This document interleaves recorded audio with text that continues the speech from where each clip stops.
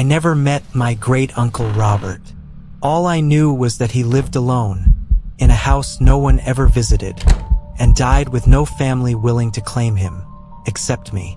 So when the letter came, saying I'd inherited his estate, I packed my bags and drove 3 hours into the hills of Vermont. The house was waiting, old brick, ivy-covered. The windows looked like closed eyes. Inside, everything was untouched, frozen in time, except for the attic door. It was wide open. The attic reeked of mothballs and something sweet and rotting. There was a single chair, a desk, and the walls were covered in scribbled words, written over and over in faded charcoal. He watches from the corners. In the corner of the room, a large trunk sat with rusted chains around it. I reached out to touch it. It growled, a deep guttural sound from inside. I backed away and the light bulb above me burst, plunging the attic into darkness. And in the dark, I heard footsteps circling me.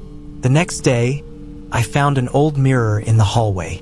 It had a crack running through it like a scar. But when I looked into it, I didn't see myself. I saw him, a tall man in a black coat, standing in the corner of the attic, face blurred, arms limp. He raised one hand and pointed straight at me. I turned, no one there. But when I looked again, the mirror had changed. Now it showed the same man, but he was in the living room. And behind him, I saw myself, sitting on the couch, even though I was standing. I found Uncle Robert's journal beneath the floorboard.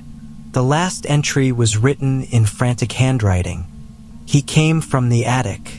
He doesn't speak. He mimics. He takes. Another note was wedged between the pages. Whatever you do not look him in the eyes. That's how he gets in. That night, I dreamed I was chained to the trunk in the attic. And when I looked up, the man in black was kneeling over me, whispering, "You've already looked. You just don't remember." The house creaks louder each night. I hear footsteps in rooms I'm not in. I hear humming, the same melody I remember from my dream. And last night, I heard chains dragging across the floorboards above me. When I checked the attic, the trunk was open, empty, but the scribbled words had changed. "You're not the first. You won't be the last." I turned around, and for a split second, I saw my reflection on the wall, no mirror. But it wasn't copying me. It was grinning.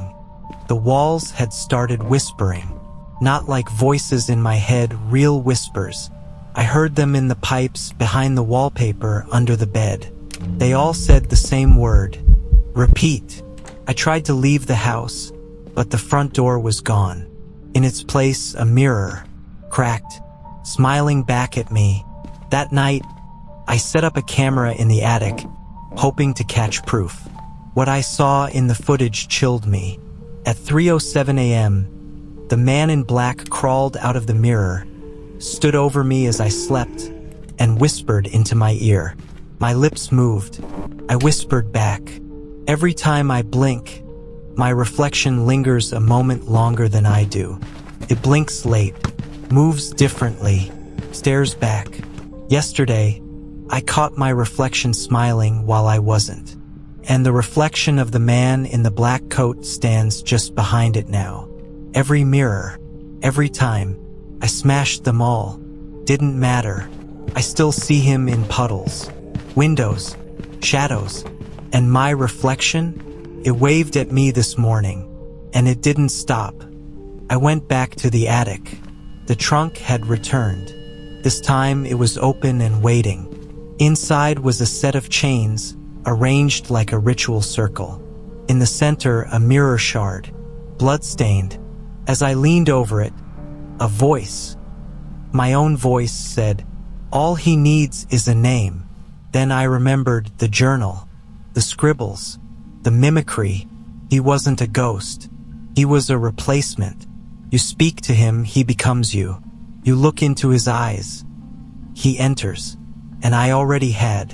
I don't know how long I've been here. The attic no longer has a floor, Just endless mirrors beneath me showing endless versions of me. Most are screaming. Some are grinning. I can see my old life through the glass. Someone is living it now. Someone who looks like me, walks like me, but isn't. He wears a black coat now.